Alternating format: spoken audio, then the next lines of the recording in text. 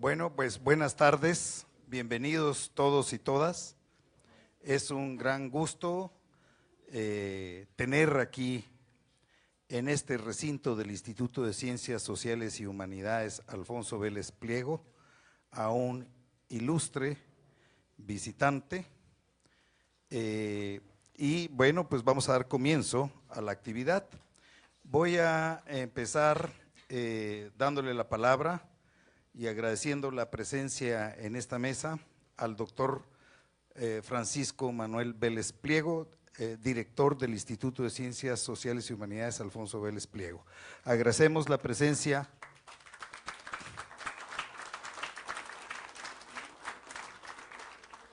También agradecemos la presencia aquí en esta mesa del ingeniero Ricardo Vía Escalera.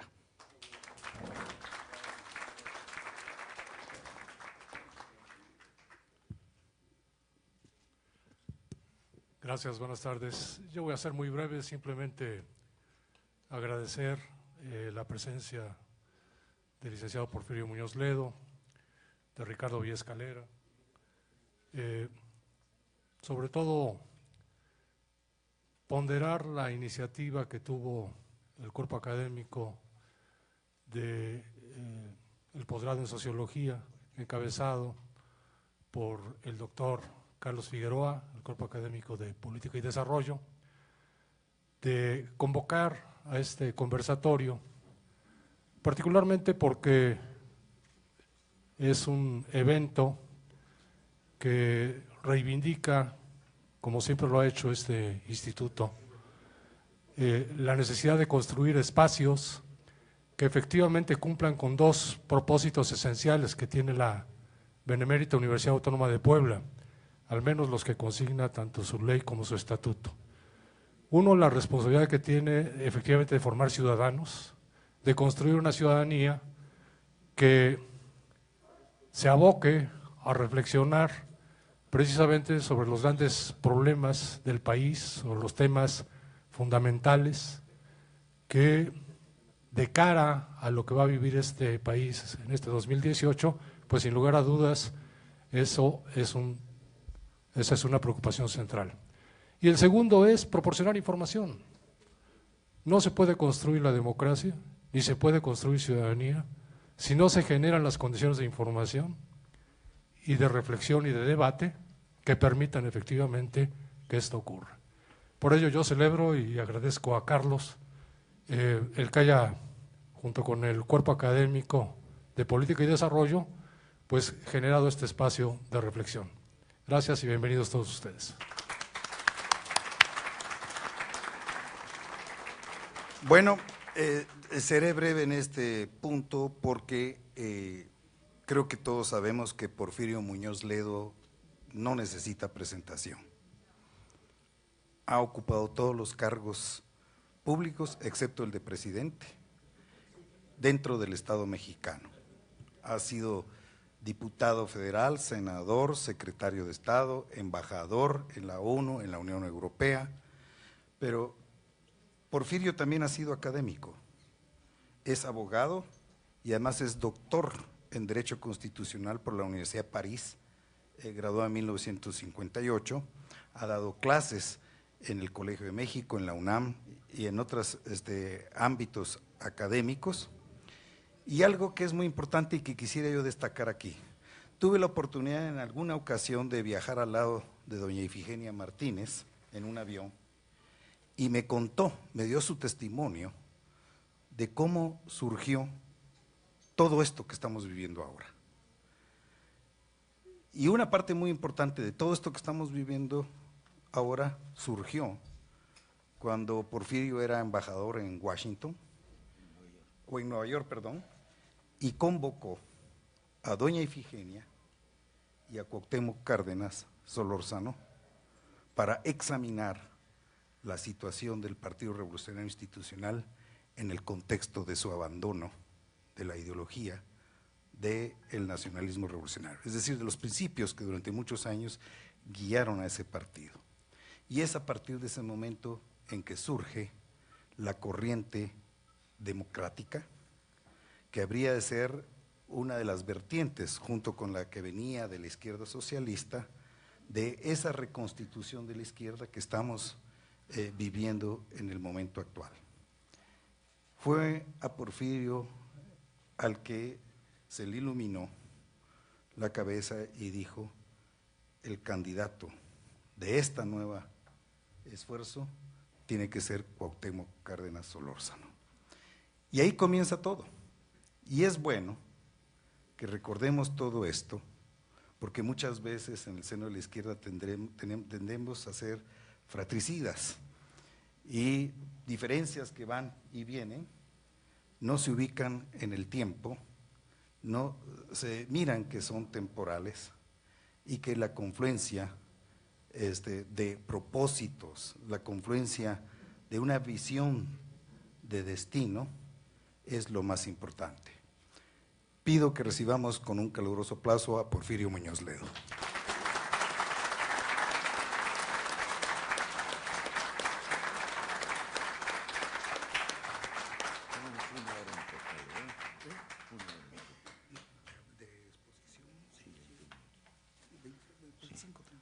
Bueno, gracias por esta acogida tan calurosa, por encontrarme aquí tantas amigas y amigos de toda la vida.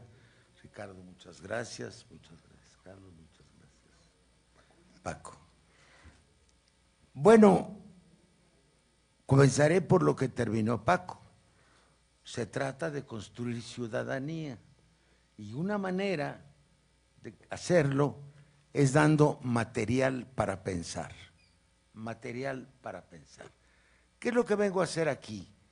Es una exposición relativamente breve, porque los organizadores me han pedido que demos el mayor tiempo a la sesión de preguntas y respuestas, lo que seguramente enriquecerá el conocimiento de todos. Yo voy a hablar de la necesidad, casi urgencia, de una nueva constitución para el país, una nueva constitución federal. El pasado día 5 de febrero se celebraron al mismo tiempo el primer aniversario de la Constitución de la Ciudad de México y el 101 aniversario formalmente, os explicaré, de la Constitución de 1917. Curiosamente, y a pesar, como lo subrayaré en un momento, de que la Constitución de la Ciudad de México es un garbanzo de a libra, es una constitución única en el mundo, lo voy a explicar por qué. Los discursos no versaron sobre la Constitución de la ciudad. Uno de ellos fue el del ingeniero Cárdenas, de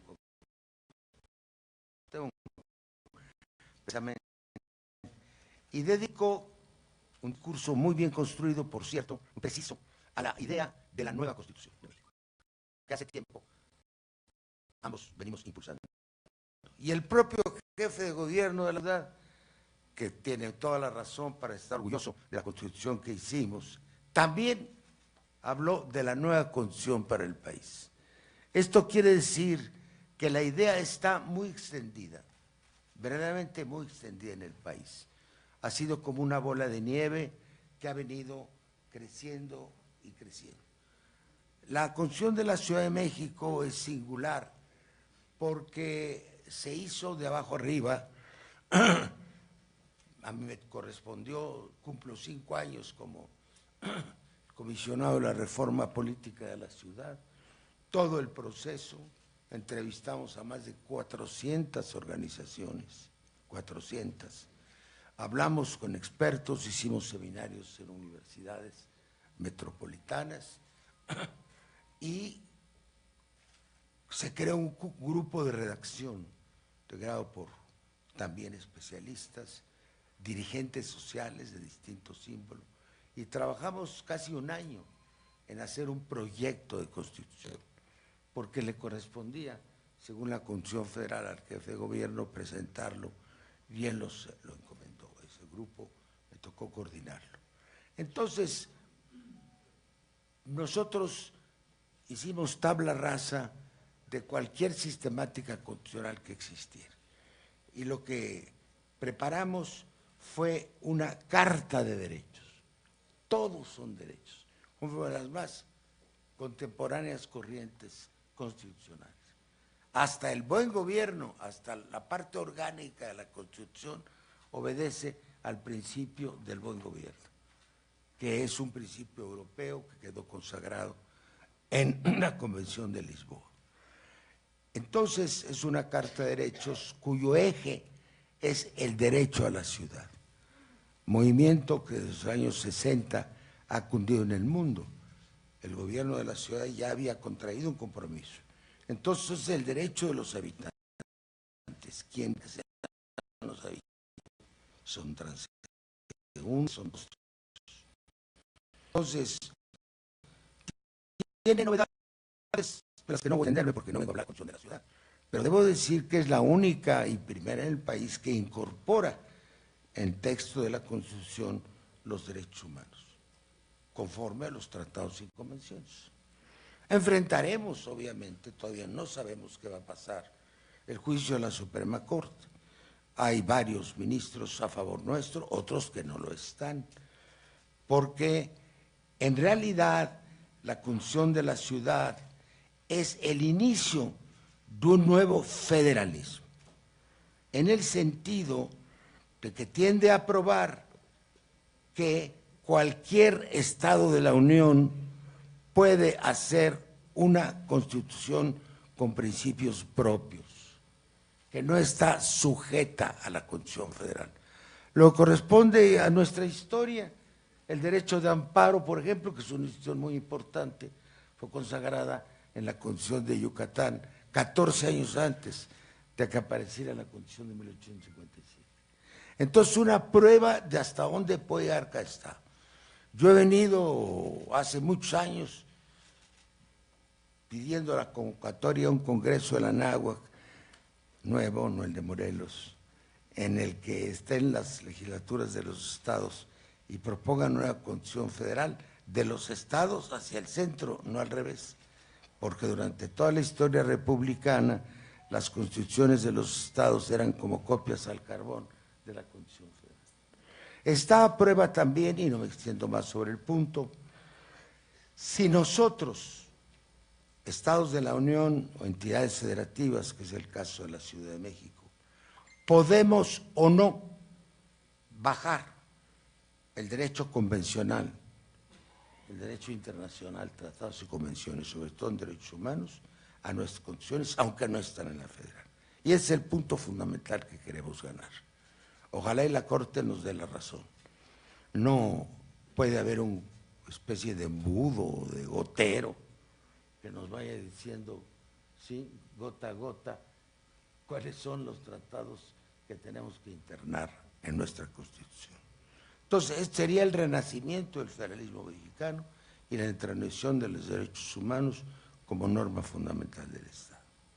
Segundo término, quiero decir que la Constitución tiene desde su origen muchas contradicciones. Yo me adentré tempranamente, muy joven en este tema, precisamente por mis estudios de Derecho Constitucional en Francia. Tuve que tener a la mano una traducción del texto constitucional resumido que yo mismo hice, que tengo ahí un archivo perdido, para explicarla allá. Entonces, la gloria o la virtud de la Constitución de 17 es al mismo tiempo su debilidad. Conjunta el orden liberal del siglo XIX con el orden social y nacionalista del siglo XX. Entonces, son dos órdenes y dos lógicas jurídicas que no siempre embonan, pero es su gloria también, Durante muchos años la Constitución de 17 fue loada nacional e internacionalmente como una novedad en el mundo del derecho, antes aún de la Constitución de Weimar en Alemania, 2 años antes, que prácticamente prefiguraba un estado de bienestar, la primera Constitución social del mundo. Esto es cierto. Pero luego, ¿qué pasa? Como muchas cosas suceden en México y en otras partes secuestradas también. Las constituciones se vuelven instrumentos del poder, y las van ajustando a sus necesidades. Poco después de expedida la Constitución, empezó a tener retrocesos brutales. Nada más recordemos que el lema de la revolución era su no reelección, y se aprobó la reelección para que el general Obregón fuera electo por segunda vez. Afortunadamente después del Senato se abolió, pero cuando era el general Obregón presidente electo en su segunda periodo, empezó a través del general Calles, que era el presidente de la República, a totalmente deformar la Constitución. Empezó a extender el artículo 73 de la Constitución, que son las facultades del Congreso de la Unión, en detrimento de las facultades de los congresos de los estados, a pesar de que el artículo 124 de nuestra Carta Magna dice que las facultades de la Federación de los estados son residuales. Cualquiera que no sea concedida expresamente a la Federación que a los estados, pero luego le conceden todas a la Federación, ¿en qué le quedan las de los estados? Es una de las grandes contradicciones de la sistemática constitucional mexicana, ¿no? Luego, bueno, había un sistema de nombramiento de los miembros de la Corte, que era más o menos el mismo de la Constitución de 824, que era que las legislaturas de los estados mandaban sus listas al Congreso de la Unión y de esas listas decidía. Ese era totalmente federalista, totalmente mucho más que el Senado, ¿sí? Y bueno, quedó de que habría una terna que presentaría el presidente de la República, la americana, y luego una segunda terna, y luego si no se la aprobaban, pues entonces se la acababan nombrando. Entonces, en México desde entonces, 1928, no hay ningún ministro de la Corte que no haya sido nombrado por el presidente de la República. Por eso sus grados de independencia fueron mínimos. Y lo que pasaba es que había pues, unos ministros alemanistas, otros avilacamachistas, y se iban turnando las designaciones o las denominaciones de los ismos de la política mexicana. Bueno, yo quiero decir que las contradicciones, para que se entienda, no puedo poner sino un ejemplo, son no esenciales, pero en muchos puntos sí no casan una cosa con otra. Yo doy un ejemplo. En 1900, cuando el 59 de la Constitución, cuando se bajó la edad para votar a los 18 años, me mandaron un ensayo largo, que publicó una revista especializada, y yo decía que debía ser a los 16, cosa que acabo de sostener el constituyente de la Ciudad de México, que nos los aplazaron, lo perdimos por 2 votos. Y mi argumento es muy sencillo. En la parte social de la Constitución, el trabajo es legítimo a partir de los 16 años. Entonces, por lo que hace al derecho obrero, un joven obrero de 16 años no tiene ninguna limitación legal para ser secretario del sindicato, incluso para ser secretario de la CTM. Claro, ahí son de 90 años, pero en fin, podía haberse hecho una concesión a la juventud. Y en materia agraria, un joven de 16 años puede ser comisario de ejidal, y puede llegar a ser también, con la misma lógica, secretario general de la CNC. Y sin embargo, hasta entonces, el voto era a los 21 años. Esto venía del derecho censitario del siglo XIX, que eran los mayores de 21 años, con propiedad, con independencia económica. Entonces, ¿cómo se cruza el voto de los trabajadores del voto de los burgueses? Ahí está, el derecho social el derecho liberal. Es un ejemplo sencillito, no es un tema grave, pero es una muestra muy clara de esa contradicción. Bueno, ahora ya ocurre en la Constitución desde este momento, la Constitución Federal, que ya, y vuelvo a lo del DF, de Ciudad de México, ya está muy avanzada la Constitución de la Ciudad de México sobre la Constitución Federal. Doy un solo ejemplo. La Constitución Federal reconoce solo la democracia representativa, en el artículo 41 de la Constitución. La soberanía se ejercerá a través, el pueblo ejerce soberanía a través de los poderes de la Unión y de los poderes de los Estados en la esfera de sus respectivas competencias. Y la Constitución de la Ciudad de México reconoce la democracia representativa, todas las formas de la democracia directa, incluyendo la revocación de mandato. Imagínense que hubiera revocación de mandato en la Constitución Federal, Peña Nieto ya se hubiera ido. Bueno, este es un comercial. Entonces, todas las formas, referéndum, plebiscito, iniciativa popular, todas. La democracia participativa, que es la participación de los grupos sociales y de los beneficiarios de los servicios en el diseño, en la gestión y en la evaluación de los servicios públicos. Eso ya entra en vigor en la Ciudad de México. Todo servicio público va a tener un Consejo Ciudadano que es el que va a tomar las decisiones. Bueno, es mucho más allá de la Constitución Federal. Y luego, a través de la legislación que se hizo, Rosa, en materia de pueblos indígenas, reconocemos todos los derechos comunitarios sin excepción, a punto que la comisaria para pueblos indios de la ONU nos invitó a ir y dijo públicamente que era la condición más avanzada del mundo. Incorpora integralmente la Declaración Universal sobre Derechos de los Pueblos Indios como texto adicional a la Constitución. Entonces, ese es otro problema, el retraso, digamos, histórico. Otro tema es, desde luego, la prolijidad de la Constitución. Por ser fruto de una lucha armada, pues ahí estaban ya en la Convención de Aguascalientes 2 años antes, todo el mundo metía cosas ahí, eran hombres en armas y van a pelear lo suyo. Entonces esto se me queda el párrafo completo porque ahí tiene que estar. Entonces no la hicieron juristas, la hicieron en parte. La del 57 sí está hecha por juristas, ¿no? La diferencia del texto es enorme. Yo traduje también la Constitución del 17 francés. Cuando regresé ya se publicó por el Senado formalmente. Y bueno, yo me basé en una que sí estaba traducida del 57, que estaba en la biblioteca del Congreso, para las partes que vienen del 57.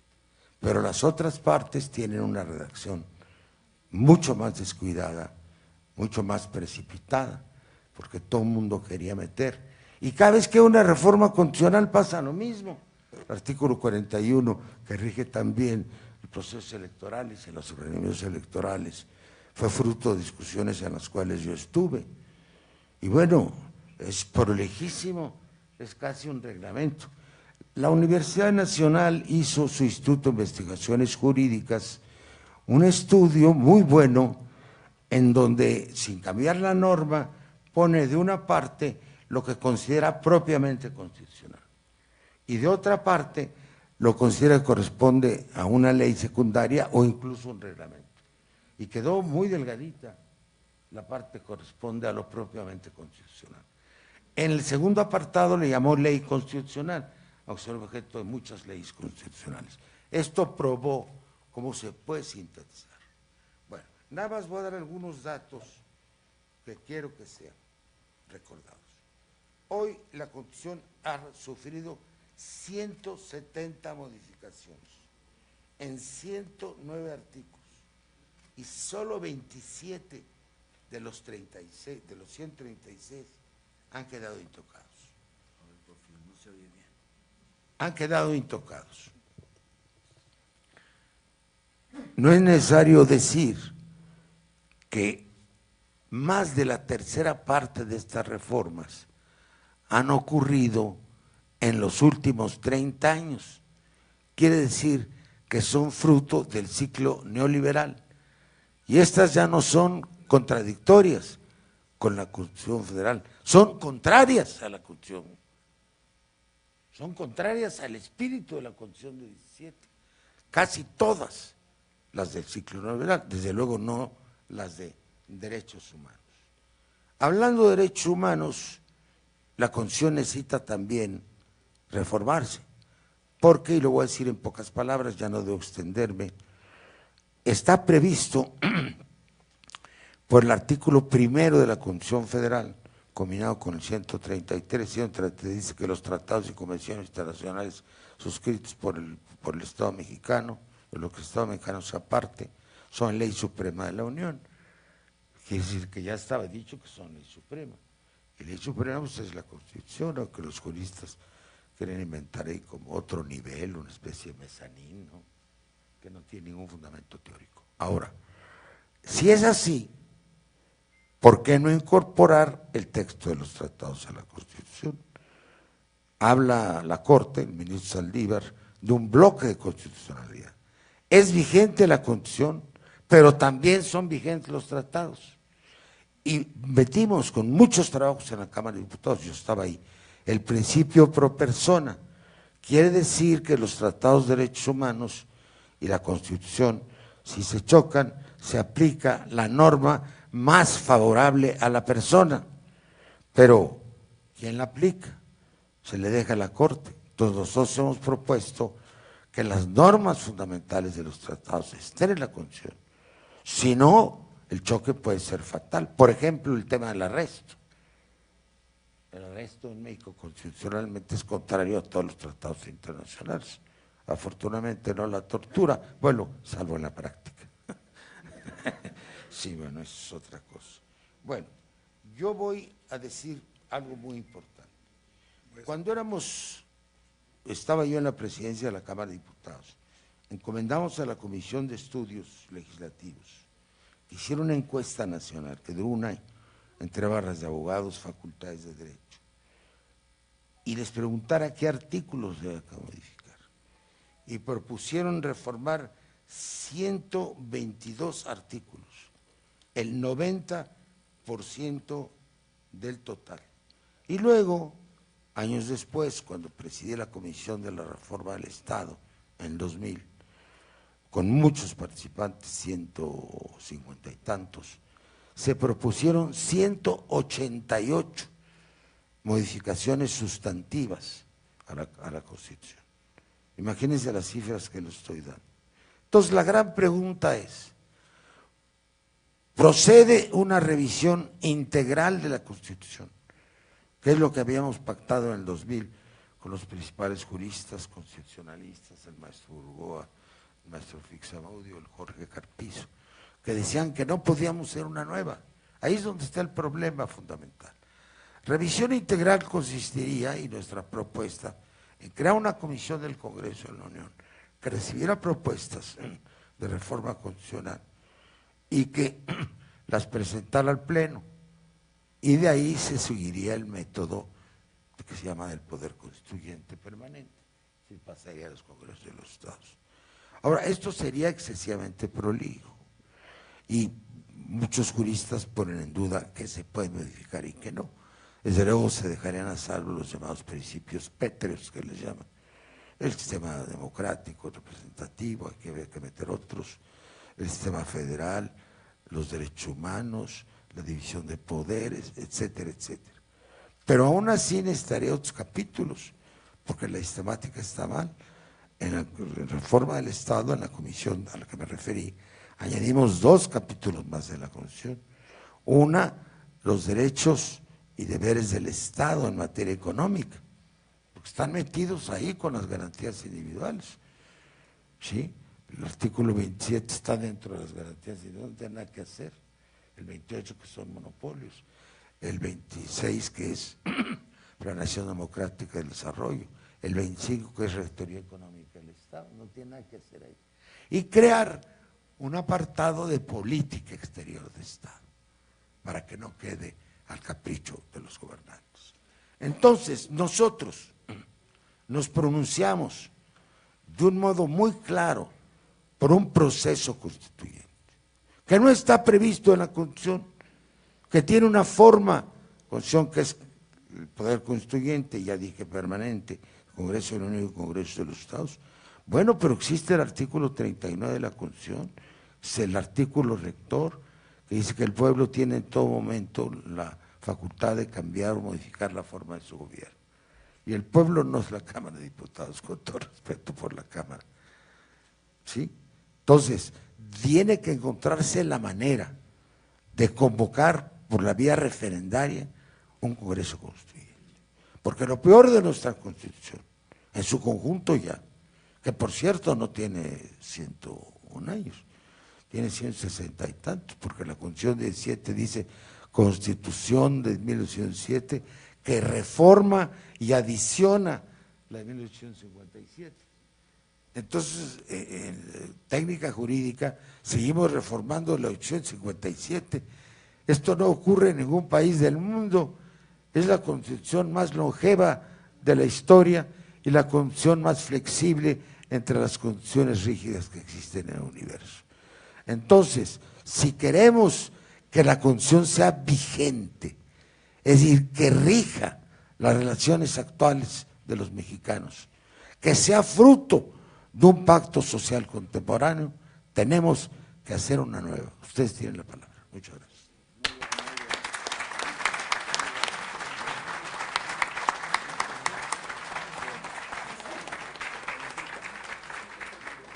Bueno, vamos a pasar a la segunda parte del programa. Lo que se trata es de que ustedes hagan uso de la palabra para hacer preguntas y comentarios, en el entendido, por favor, de que no se trata de otras conferencias. Es comentario, les rogaría que fueran breves, 3 minutos, estaría más que suficiente para que expresaran sus puntos de vista. A ver, empezamos con Toño y con Julio. Y Giuseppe. Sí, habla usted de la longevidad de la Constitución en términos estrictos. En 1878, Justo Sierra, precisamente tratando el problema de la Constitución vigente, manifiesta la gran dificultad que existe de llevar a la práctica los preceptos constitucionales. Y entonces él plantea en su programa de liberalismo conservador la necesidad de fundar un partido único, que él denominó el Gran Partido Nacional. Parece que esta propuesta, bueno, fue obvio, no tuvo repercusiones en el Ejecutivo en aquel momento, pero sí pasados los años, el Estado mexicano implementó la construcción de un gran partido que cambió de nombre hasta llegar a ser el Partido Revolucionario Institucional. Entonces mi pregunta tiene que ver con esta dinámica histórica en México de intentar llevar a la práctica la norma constitucional utilizando, construyendo políticamente un gran partido.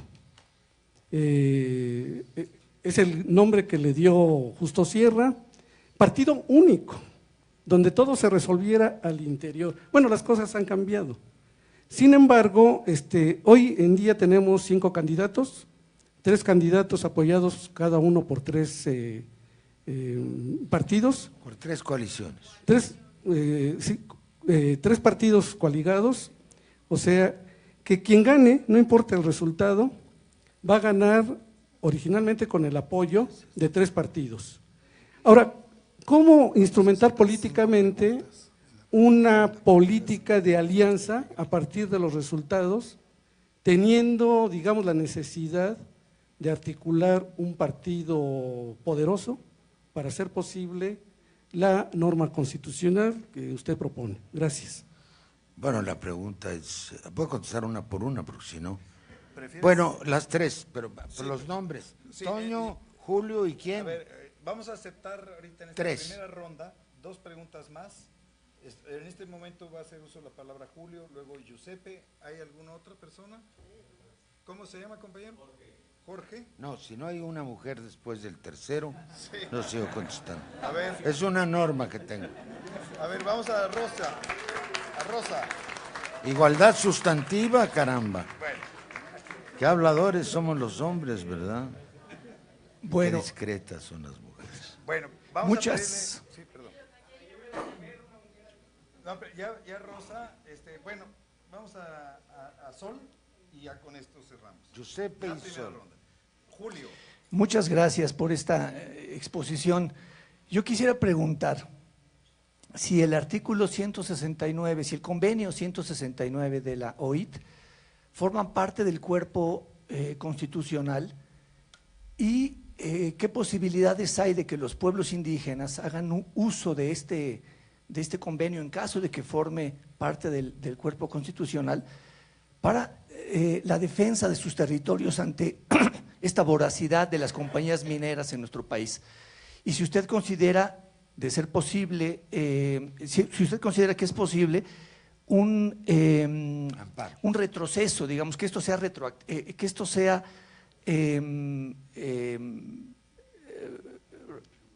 retroactivo, que se pueda frenar esto. Perfecto. Sí, Canadienses, por cierto. sí, canadienses, por cierto. ¿Alguien le puede pasar el micrófono a Giuseppe?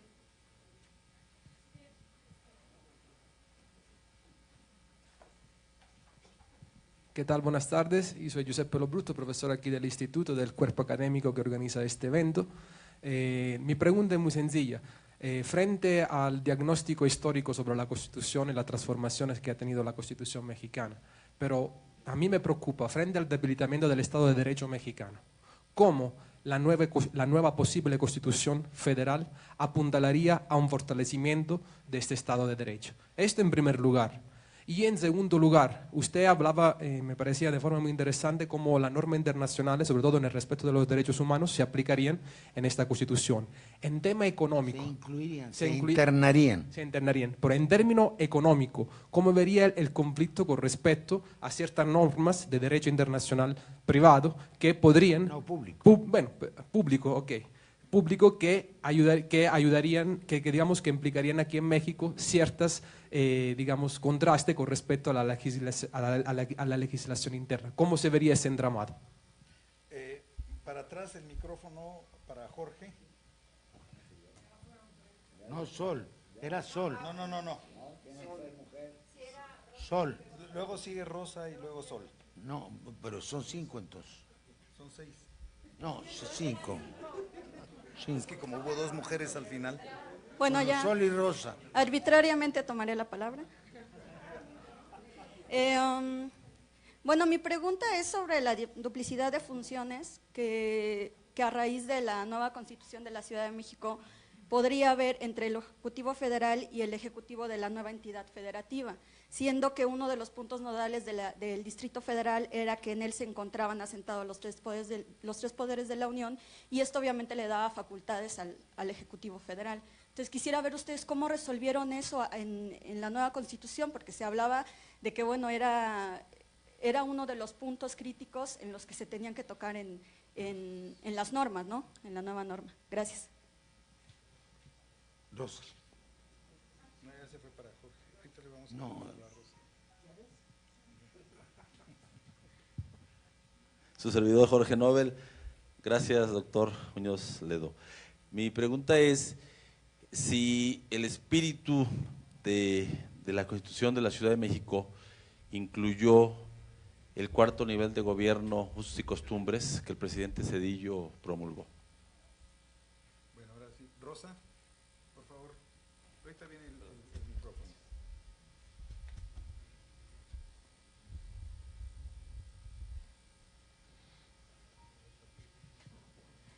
Gracias.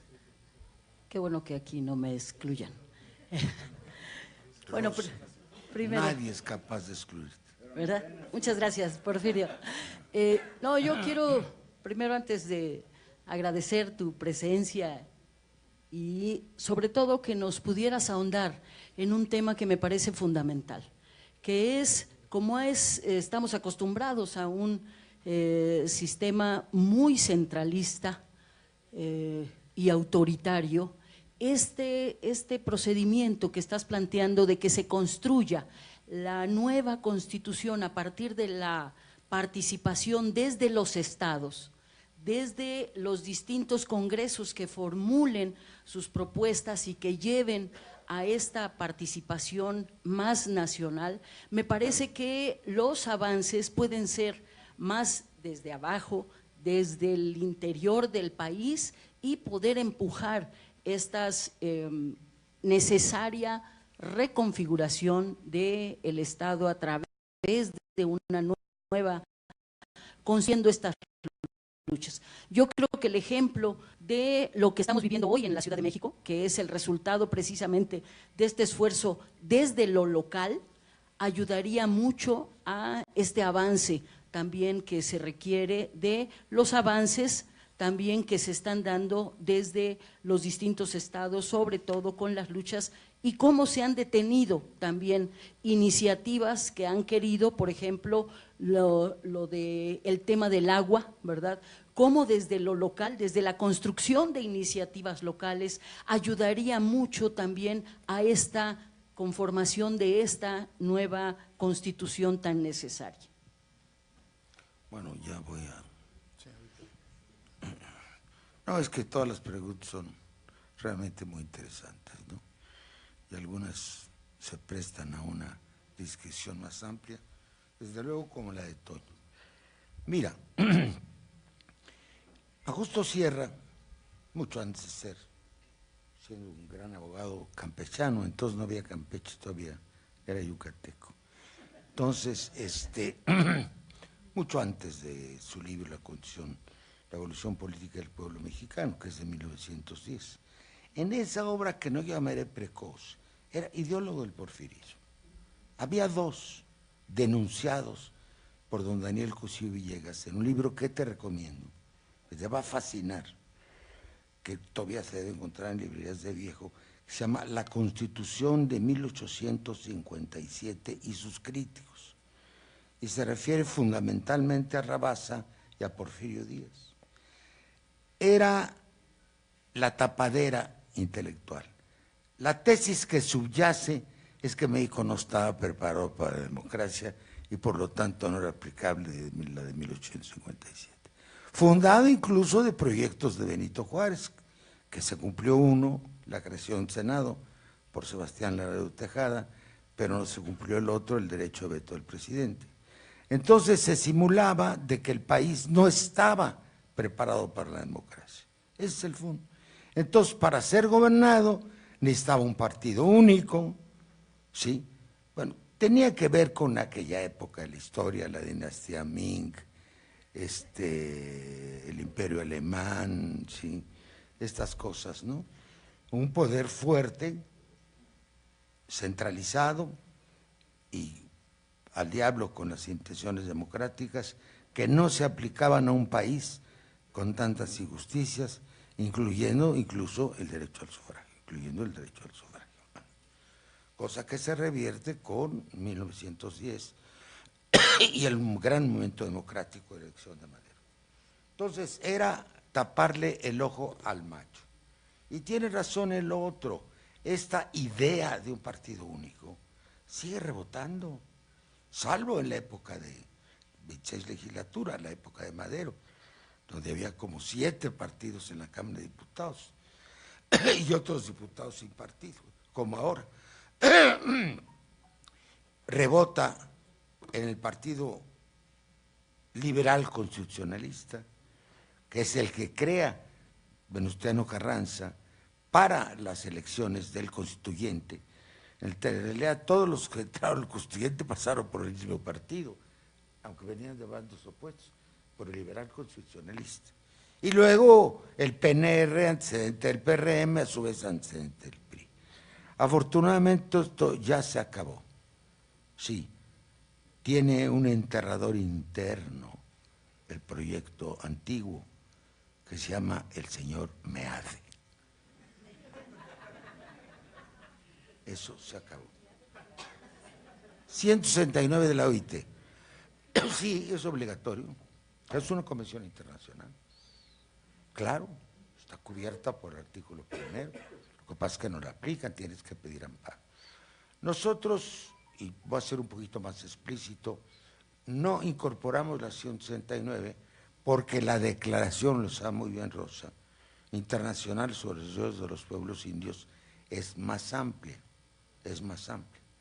Pero no se conoce. Yo tuve una discusión con los zapatistas que no me quisieron, sobre todo mis amigos zapatistas de la jornada, porque un día le dije al comandante Marcos en una declaración que no conocía el derecho indígena, porque aceptó en San Andrés Larrainzar, y está ahí en el acuerdo, que con excepción de lo estipulado en el artículo 27 de la Constitución, y justamente el tema de la Convención de la OIT es el tema de la territorialidad.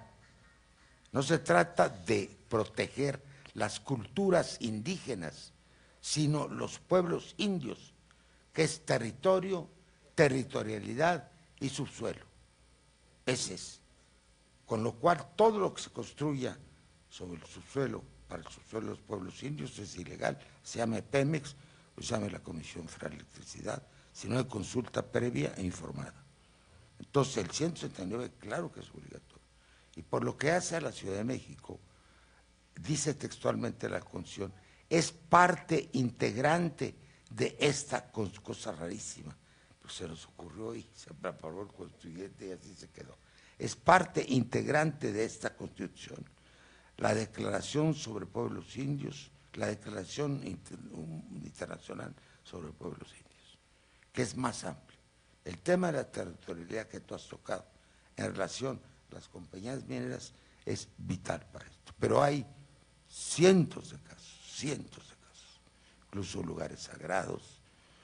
Nosotros hicimos muchas encuestas y debo decirte que por primera vez en el constituyente de la ciudad se consultó a los pueblos indios. El procurador de la República quiso anular la constitución de la ciudad, diciendo que no, con un pretexto, que no se iba a consultar a los pueblos indios. Se le llevó y se le probó, incluso con opinión de Naciones Unidas, que era la primera consulta completa, informada, sobre un texto constitucional que se había hecho en el continente americano. De ese tamaño es. Tenemos todas las actas. Ahora, eso provocó, perdón que me extienda un poco, es un tema que me fascina, eso provocó que nosotros le dijimos al constituyente, Alejandro Encinas, que fue el presidente,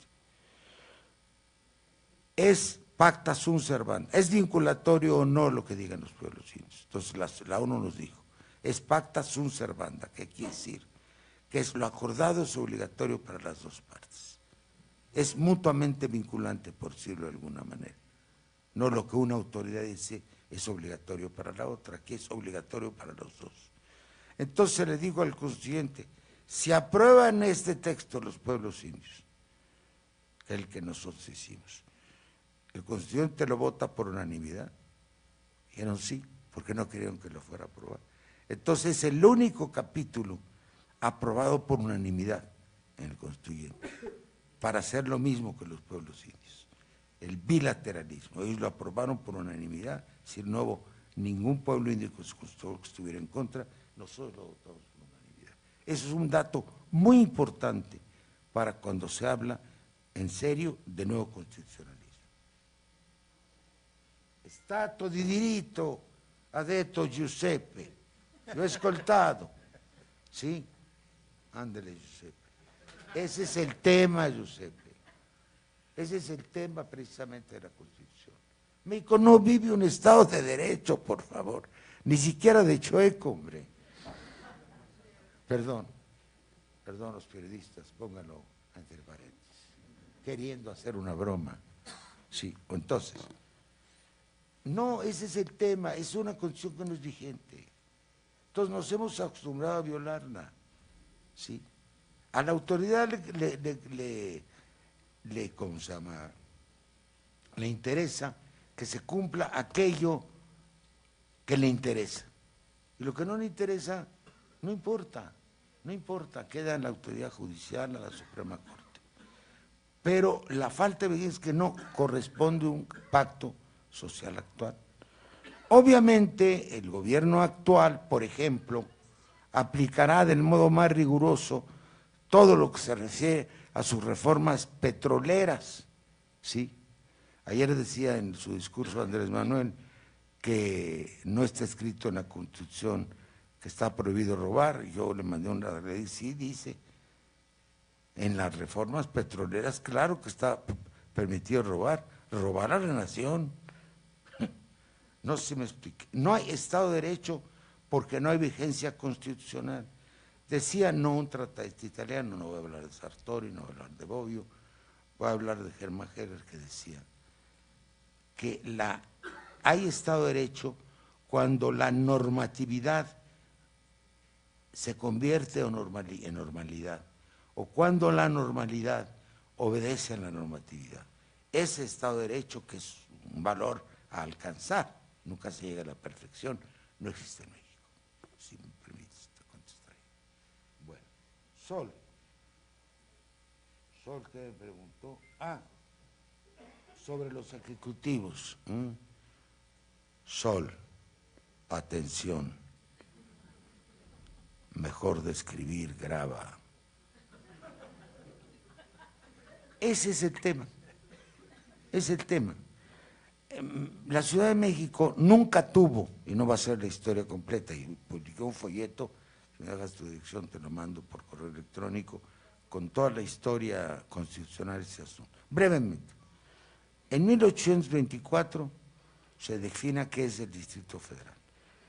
Se le quita al Estado del Valle de México, es decir, que era el Estado de México completo, y se hace el Distrito Federal, más o menos como está ahora, pero son 6 leguas alrededor del Zócalo, es el Distrito Federal. Pero no se le dan facultades ningunas de gobierno, queda sometida al gobierno federal, por eso se llama Distrito Federal. Bueno, luego en 1857 viene el debate brillante en que Francisco Zarco y el nigromante hablan de la coexistencia de soberanías. Ahí empieza el tema, que es de lo que estás realmente preguntando. La coexistencia de soberanías, que si puede haber una soberanía y otra en coexistencia en el mismo territorio, claro, pues, en el municipio hay soberanía popular, si no es una lista, una planilla de sociedad de alumnos, es el voto popular. No lo reconocen los juristas mexicanos, la mayor parte de ellos, algunos sí, como Arnaldo Córdoba, que era un gran promotor de esta idea, soberanía de los pueblos, ¿no? La unidad original que es la soberanía es el municipio. Y está el Palacio Municipal y enfrente está el Palacio de Gobierno del Estado, ¿cuál es el problema, no? Igual en la Ciudad de México está un palacio y está el otro, el ayuntamiento. Entonces, la lucha en el 17 volvieron a lo mismo, no puede haber coexistencia de soberanías. Esto empezó con el terremoto de 85. La Ciudad de México se apoderó, los ciudadanos, frente a la dimisión o cobardía del gobierno federal encabezado por Miguel de la Madrid. La gente tomó las calles, hizo el rescate y ya nunca dejó las calles. Cuando Cuauhtémoc, Ifigenia y yo comenzamos 2 años después el movimiento de la corriente democrática, nos encontramos con una ciudad libre. Desde entonces nunca el gobierno federal, el gobierno del PRI, ha hecho un solo mitin en la Plaza de la Constitución. Todos han sido de oposición. Nada más te lo digo, cómo cambió la correlación de fuerzas. Entonces eso vino determinando cambios. De la manera que tuvo que crear la Asamblea Legislativa, que luego se convirtió en la Asamblea de Representantes, luego se ampliaron las facultades de los delegados, luego logramos en 96 la elección del jefe de gobierno, que es de las nacionales, hasta que en la reforma del artículo 122 de hace 3 años de la Constitución Federal, logramos prácticamente el ejercicio pleno de la soberanía de los habitantes de la ciudad. Hay coexistencia de soberanías en un Estado federal. Es propio a su naturaleza. Perdón, ya parezco como maestro de escuela. Bueno, es lo que soy. Sí, porque aquí, digo, Carlos, que además de político soy académico, pues es al revés. Yo salté de la academia a la política y ustedes lo ven, pues sigo siendo profesor de banquillo. Usos y costumbres, Jorge. Mira, aquí hay una suplantación, porque usos y costumbres se entiende el régimen particular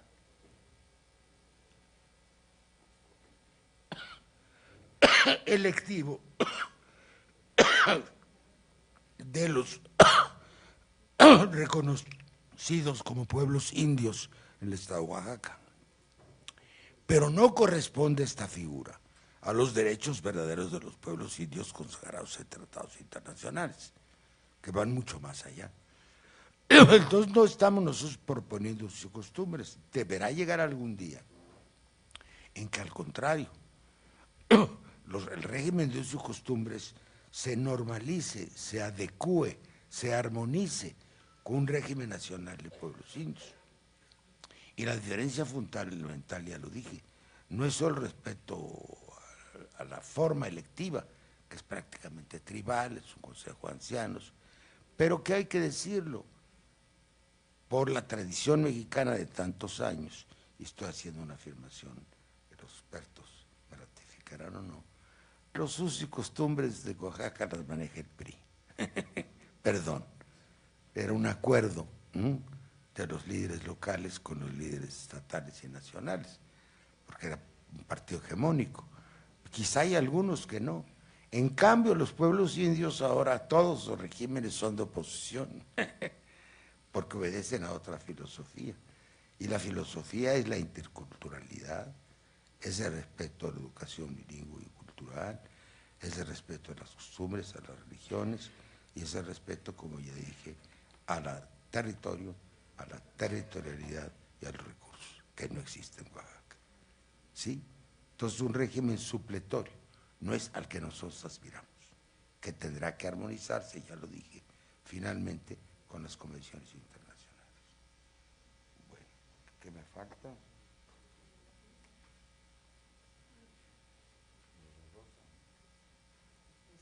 Pero no sé qué catalista. A ver, ¿qué me preguntaste? El agua.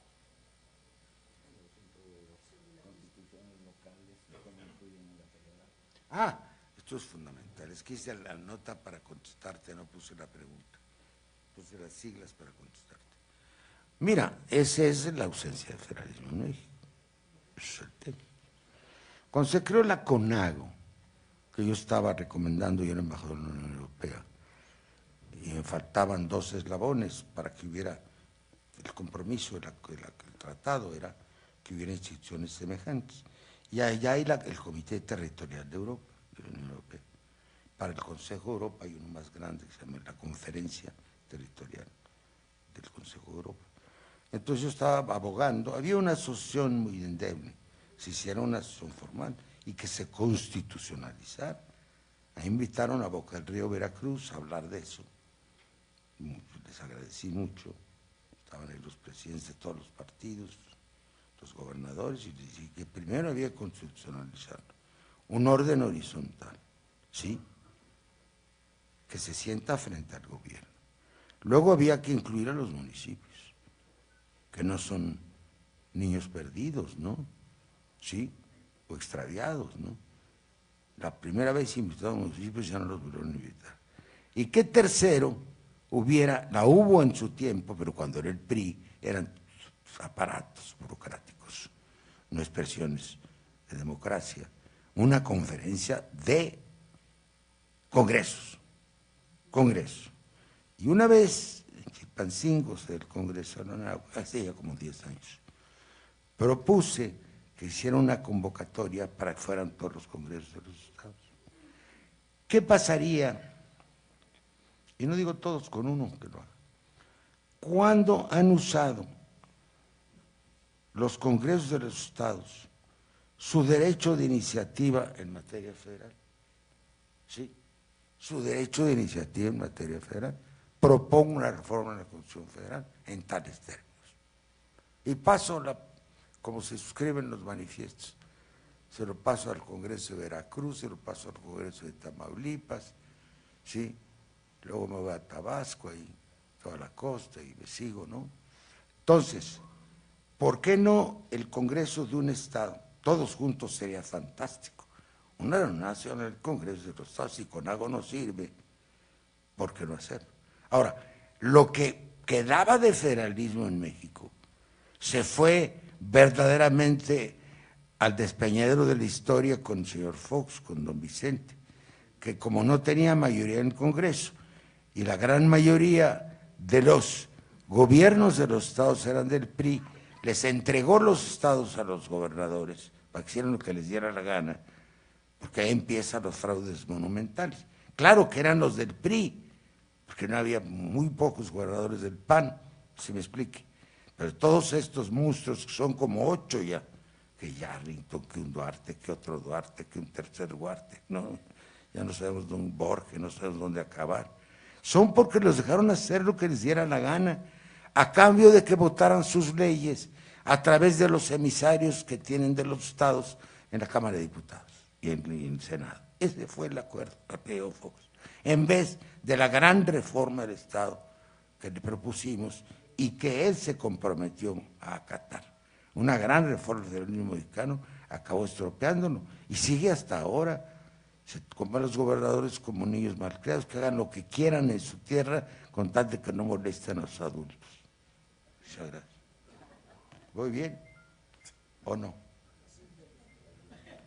No hablo de ningún moreno ni de ningún valle, ¿eh? Son otros. Los morenos no son las morenas y los valles no son las cordilleras. Las cordilleras. Hacemos otra ronda. Bueno, otro de 3, ¿no? ¿Cuánto nos queda? Todavía falta. Sí. A ver, vamos a hacer una segunda ronda de 5. ¿Cómo? ¿Mucho te parece? Sí, 3. Bueno, 3, pero estaba Lisa. Lisa, ¿ya no está? Gabriela, ¿no? Paco. A ver, voy a apuntar acá. Gabriela, Paco, Marco, sí, y Francisco. Ya. Bueno, a ver, Lisa. Finalmente fueron 5. Gabriela. Bueno, Lisa está por allá, ¿no? Paco. Marco. Hijo. Y Francisco. Ya aparecen lista de gobernadores. Bueno. De aquí en adelante ya no es gratis, ¿eh? Permítame, está sonando el celular. Bueno, yo no le voy a pagar, entonces, por eso voy a ser breve. Bueno, a ver. ¿Quién es? ¿De parte de quién? ¿María qué? Ay, yo le hablo a María cuando termine. Estoy en una conferencia. Este es el teléfono. María O'Higgins es la viuda del pintor que ya cumplió 100 años, María. Vamos a hacer una sala con Pablo Higgins. Hablarle a María. A ver, alguno de mis colaboradores. Gracias. No, por el que sonó, le pones O, apóstrofe, Higgins, con 2 Gs y H, o Higgins, María. Bueno, a ver, Lisa. Sí. Bueno, solamente quería conocer su opinión en términos de esta posible reforma constitucional sobre el principio de no reelección en México y el debate que hay en otros países sobre la condición de un derecho humano a la reelección. ¿Qué considera que es como en términos históricos, lo conducente para nuestro país? Gracias. Gabriela.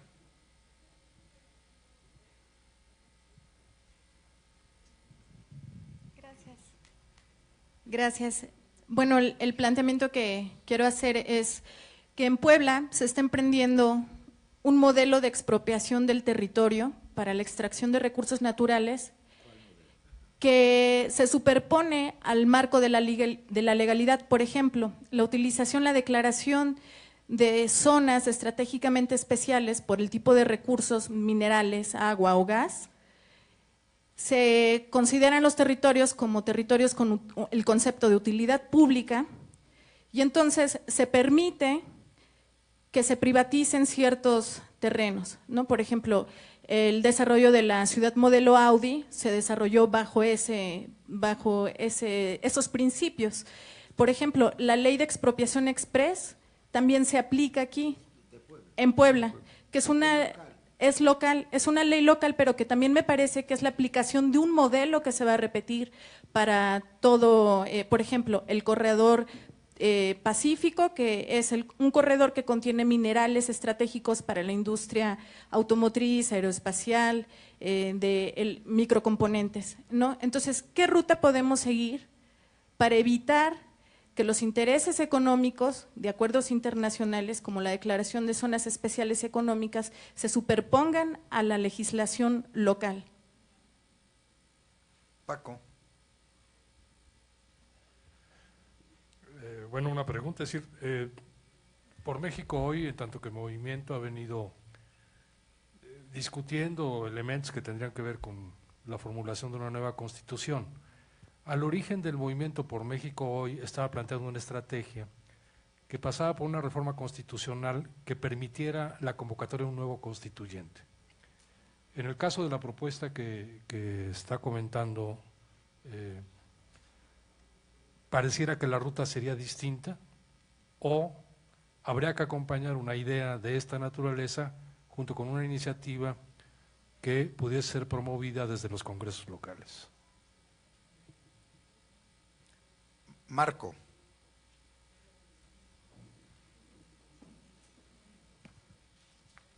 Es sobre esta situación el gran problema que tenemos, que es el de la democracia. Se está planteando la necesidad efectivamente de realizar un nuevo constituyente, y las reformas que actualmente tenemos son más o menos, llevan este camino. Es una iniciativa del presidente, la lleva al Congreso, y después, si los congresos locales en su mayoría la aprueban, funciona, y si no, no. ¿Cómo podría ser en todo caso que fuese al revés? Que los congresos locales aprobaran algo, que el Congreso Nacional en todo caso ratificara, y el presidente se aboque precisamente justa a la reforma correspondiente. Es una situación que nos permite a nosotros efectivamente hacer un ejercicio como lo tiene actualmente ya definido la Constitución de la Ciudad de México. Esta modulación de la democracia representativa, la situación de la democracia directa y la participativa. Pero, pero en todo caso, ¿cómo hacerle? Y esa es una pregunta, el licenciado Porfirio, ¿cómo hacerle? ¿Qué implicaría? ¿Territorialización? ¿Regionalización? ¿O qué? ¿Qué pasaría? Gracias. Bueno, finalmente, Francisco. Muchas gracias. La verdad es un placer volverlo a escuchar, señor. Gracias, Francisco. Solamente quiero hacer dos preguntas. ¿Dos? Una. Dos. Una. Una en dos. Una en dos. De dos vistas. Una. Jorge Javier Romero Vadillo sí. Ha criticado el acuerdo 96-97. Dice que de ahí se deriva, él es un académico de la UAM. No, Joco, es amigo personal mío. Él ha criticado, dice que de ese acuerdo de burocracias partidistas se derivó la partidocracia. ¿Cuál es el 96-97? Bueno, perdón. Ah, no. Sí. Perdón, 86-87. Sí. Que derivó en el acuerdo. 86, 87. Lo de la reforma constitucional. Fue 96-97. 96 se aplicó en 97. Así es. Y ¿cuáles serían las condiciones para un nuevo pacto? De acuerdo al planteamiento que usted, y a su experiencia, y al planteamiento que usted nos está haciendo. ¿Qué condiciones se requerirían para involucrar verdaderamente a la sociedad, a la ciudadanía y a la comunidad. Gracias. Y por el otro lado, leí muy bien su entrevista con Carmen Aristegui. Y usted decía en la última respuesta que le gustaría ser recordado como un hombre de izquierda. La pregunta es, ¿qué es la izquierda en este país? Bueno, es una preguntota.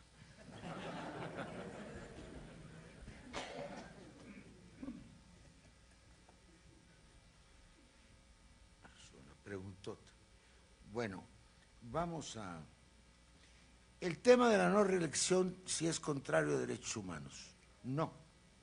Lo que dice el artículo, creo que 19 de la Declaración Universal de los Derechos Humanos, es acceso a la función pública en condiciones de igualdad, no de equidad, ¿eh? Esto es por las mujeres, no es equidad, es igualdad sustantiva. Exactamente. Entonces, si es igual para todos, es igual para todos. No puede invocarse los derechos humanos para decir que la reelección es eterna. Imagínese usted que cargáramos a Trump durante 50 años.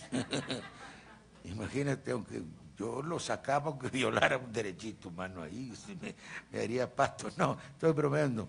No, no es contrario, porque es igual para todos. Es un régimen político que permite, y hay otros valores democráticos que están en tratados, que es la circulación del poder, la no concentración del poder. La no reelección se inventó en los países, por la tradición de países que, en México por el régimen del general Díaz, que duró 33 años, de mi ilustre tocayo, como le suelo llamar. Entonces, 33 años. Entonces, cada país tiene, por ejemplo, y depende del régimen. Si es régimen parlamentario, presidente de la República en general, si es parlamentario o republicano, los puede reelegir. Hay la excepción de los parlamentarios monárquicos, porque la reina Isabel la tenemos ahí para rato y siempre está igualita, ¿no? No hay reelección, ahí es vitalicio. Entonces son regímenes políticos distintos. Que la reina Isabel sea vitalicia es contrario a derechos humanos. Es muy complicado hacer una afirmación de esa naturaleza. Son regímenes políticos distintos. Si se cumple el principio, en mi criterio, de que es en condiciones de igualdad para todos, demos libertad a los regímenes políticos. Y los regímenes parlamentarios, muchos de ellos, la reelección del primer ministro, del jefe de gobierno, es varios. Felipe González tuvo 14 años, y el señor Rajoy ya nos amenaza con estar 14, imagínense ustedes. Bueno, ese es Rajoy y la derecha española. México hoy. Bueno, yo trabajo cerca de Cuauhtémoc, no soy prácticamente vocero de México hoy, pero quien me hizo la pregunta si va a las reuniones me habrá visto prácticamente todas ellas, sino la última, que fue una tarde, estaba yo muy agripado. Entonces, Cuauhtémoc tiene principios generales para normar una constitución. Y sí se ha discutido, y hay que leer, pida usted a sus oficinas de Cuauhtémoc, me lo acaban de mandar, el discurso que dijo, porque fue muy puntual, de todo aquello que él considera, no es exhaustivo, sería imposible, todo aquello que él considera, él y su equipo, que son retrocesos en la Constitución, pero también aquello que son avances, aunque no son muchos, como los derechos humanos, etcétera, etcétera. Entonces ya es un buen guión, pero no se ha decidido, porque no se decide por mano alzada, cuál método. Ha predominado la idea del método que está en la Constitución, el constituyente permanente, etcétera, etcétera. Yo soy partidario de una convocatoria a un constituyente, como lo hicimos en la Ciudad de México, y nadie nos los criticó. Otra cosa, también la mencionaste, es la intervención de las legislaturas de los estados.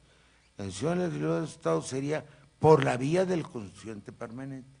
Los legisladores de estados son parte del constituyente permanente, no solo, como dijiste, porque se necesita más de la mitad de los congresos de los estados de la Ciudad de México para aprobar una reforma constitucional, sino porque tienen derecho de iniciativa. Y yo pienso en un constitucionalismo de arriba abajo, realmente federalista. Democracia, congresos locales, Ciudad de México, es la misma pregunta en el fondo, ¿no? La pregunta de Marco, ¿no? Bueno, ¿qué es la democracia? Vamos a dejarlo para otra sesión porque no nos alcanzaría el tiempo. Yo lo que creemos, es decir, hay muchas acepciones en la palabra democracia, el poder del pueblo, digamos, en términos etimológicos. El concepto de democracia evoluciona, ¿sí? Y tiene connotaciones ideológicas. Hay democracias, si leemos a Marx o a Engels, pues es obvio en el marxismo que son una mascarada de la burguesía, es una mascarada de la burguesía para decirlo en una sola palabra. Si son los gramscianos, diremos que es una poder formal que se suplanta al poder real, que es el poder de la sociedad, de lo que estábamos hablando. Es más, el autor del término sociedad civil es Gramsci.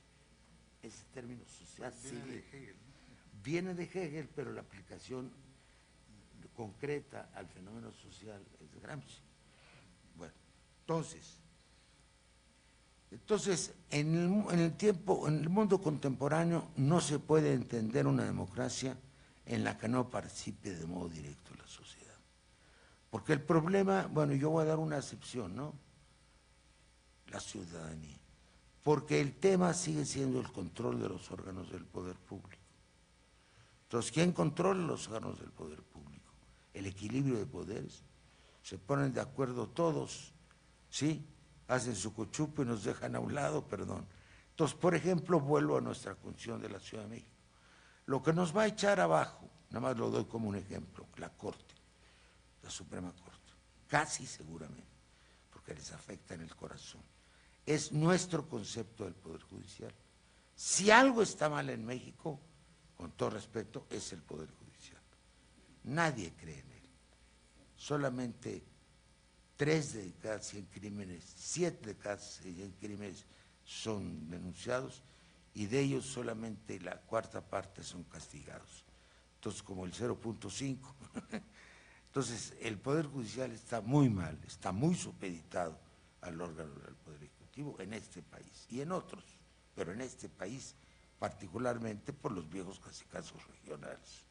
Entonces, por ejemplo, nosotros concebimos, primero, el Consejo de la Judicatura es separado del Poder Judicial y no preside la cabeza del Poder Judicial los dos. Ahora, ¿quién designa al Consejo de la Judicatura? El que va a ser vigilado no puede nombrar al vigilante. Es que es lo que rige en México. Entonces nosotros creamos un Consejo Ciudadano, que no, son 7, pero 3 pueden ser antiguos magistrados, no más. Y ese Consejo Ciudadano supervisa, ¿sí? El Tribunal Electoral, en el caso de la ciudad, que puede ser el caso de un Estado, no es el Poder Judicial. El Poder Judicial es el conjunto de órganos jurisdiccionales que hay en la entidad. Jurisdiccionales, ¿sí? Puede ser el Tribunal Electoral, puede ser cualquiera que hay. Entre todos forman colegiadamente un órgano. Y luego cereza sobre el pastel, porque en la Ciudad de México eso era muy importante y muy grave, debo decir, sin que me oigan los infractores morales, ¿no? El presidente del tribunal local solo puede durar en su cargo 1 año y no puede volver a ser electo para el mismo cargo. Ahí se acabaron los cacicazos. Yo no sé quién sea el presidente del Tribunal del Estado de Puebla, pero podría ser un cacique, no me atrevo a decir. Pues ahí está la verdad. Sí, sí, sí. ¿Quién es la candidata? Evita Perón.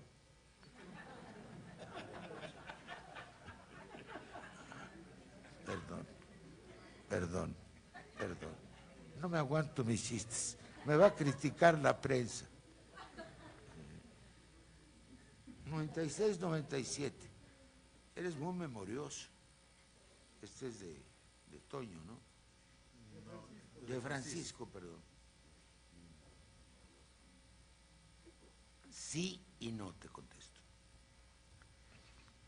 Yo estuve a la cabeza de las negociaciones por la oposición, y esta parte fue casi una negociación directa con Zedillo. Mientras estuvo en la presidencia del PAN, Castillo Peraza estuvo sentado en la mesa. pero luego lo sustituyó un hombre maloso y mal encarado que se llama Felipe Calderón, que no se presentó ni un día. Si hubiera sido su mujer, se hubiera ido, porque va a todas.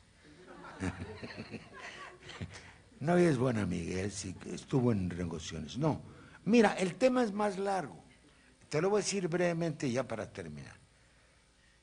Viene de la reforma de Reyes Heroles. Si me permiten, pero tomo una pregunta ahí. ¿Y cuándo apareció la partidocracia? ¿Y por qué nos comió la partidocracia? ¿Como de qué cueva salió el lobo feroz? Pues no salió de una cueva, salió de un proceso político. Reyes Heroles, en su reforma del 77-78, es esa reforma, constitucionaliza los partidos políticos. Él hace una imitación o adaptación de la reforma constitucional española, pero en pequeño, que es la que sucedió después de la muerte de Franco, que es 76-77 también, donde el gran acontecimiento era constitucionalizar el Partido Comunista, Santiago Carrillo, y el Santiago Carrillo aceptaba y hasta proponía la monarquía constitucional, la propuso Santiago Carrillo. Un doudes, toma y da, que el Partido Comunista propone al rey y el rey acepta al Partido Comunista. Y esas cosas le encantaban al Maestro Jesús, ¿no? Que se ponía un sombrero de mago Merlín, ¿no? Entonces, y hace cosas interesantes.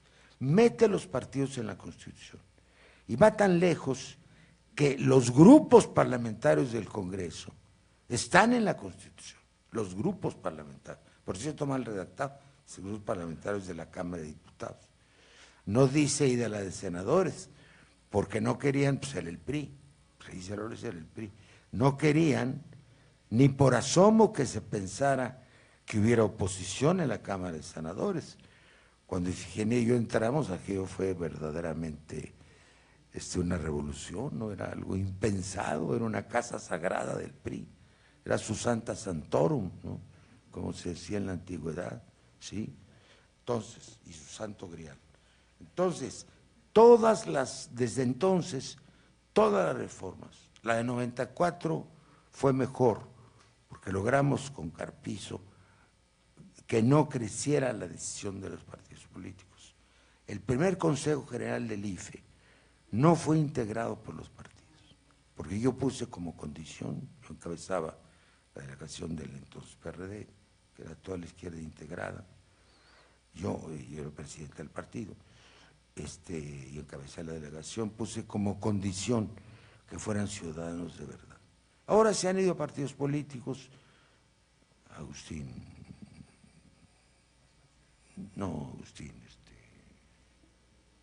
fue secretario general del gobierno de la Ciudad de México, ahorita Agustín Ortiz Pinchetti, pues es del Morena, Santiago Kriles, el que maneja un títere llamado Anaya, perdón, es que luego se me pega la C. Sí, es un defecto de infancia.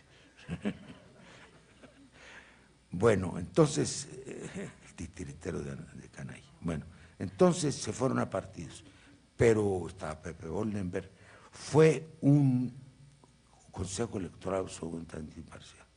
El primer tribunal de la fiscal, del electoral, no fue nombrado por la Corte. Nosotros queríamos, el PAN quería judicializarlo, yo prefiero que fuera, el primero fue autónomo, y fue realmente autónomo. Pero luego los partidos empezaron a meter cuotas, y todos los partidos pecaron, La izquierda empezó a generar cuotas, y dentro de los partidos había cuotas de los grupos, ¿sí?, para integrar los órganos, no solamente del partido, sino de las tribus. Si entraba un Chucho, pues tenía que estar un Pedro, y así, ¿no? O a la otra entraba el otro. Entonces, se fueron cooptando los órganos autónomos. Es la tragedia de todas las decisiones que creamos se corrompieron. No todas, pero la mayor parte. Si les pregunto quién maneja aquí la Comisión de los Humanos, van a decir Moreno Valle otra vez desde atrás. ¿Verdad? Me adelanto. Exacto. Entonces están cooptados, en este caso por el PRI, en este caso por el PAN y la coalición que hicieron, lo que sea. Entonces, la cooptación de los órganos electorales y la cooptación de los órganos autónomos de Estado por los partidos es el signo de nuestro tiempo. Entonces, la gran pregunta, ya dijimos cómo empezó la partidocracia, ahora decimos cómo se va a acabar. Por eso nosotros estamos por un constituyente nuevo, porque si no, sigue la influencia de la partidocracia en este sistema, ¿sí?, que da origen al que es que integra la Constitución permanente, es la partidocracia del PAN en todos los congresos de los estados, la partidocracia del PRI, la partidocracia del PRD, etcétera, etcétera, etcétera. Y nosotros ya probamos el constituyente de la Ciudad de México que se puede hacer una constitución en la que, a pesar de que están ahí todos los partidos, y estaban injustamente por una reforma federal mucho más representados de lo que son en la ciudad el PRI y el PAN, votaron con nosotros las cosas fundamentales. Se creó un ambiente, un espíritu fundacional, y no tiene idea incluso de lo que los conservadores votaron con nosotros, por el clima de la Ciudad de México, para conservar sus votos.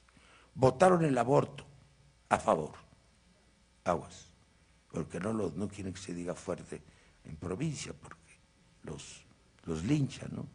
Entonces, hay que crear un espíritu fundacional y hay que dar paso a un gobierno realmente popular, que sea la disolución de la partidocracia. Muchas gracias.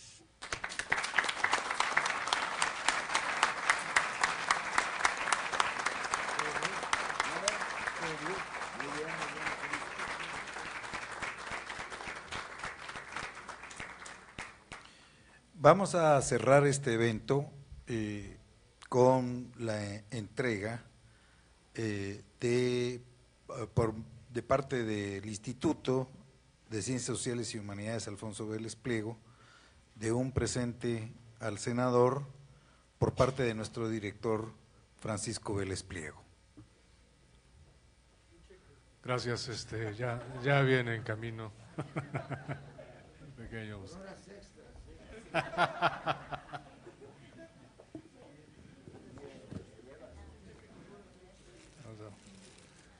Es ¿no?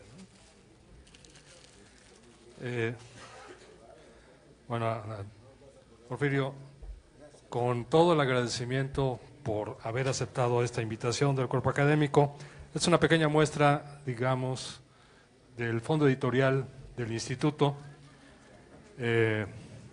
Pues son algunas de los temas que trabajamos en los ya 9 programas de posgrado a través de 103 investigadores que son los que constituyen esta unidad académica. Gracias nuevamente por tu asistencia y gracias a todos ustedes también por su presencia.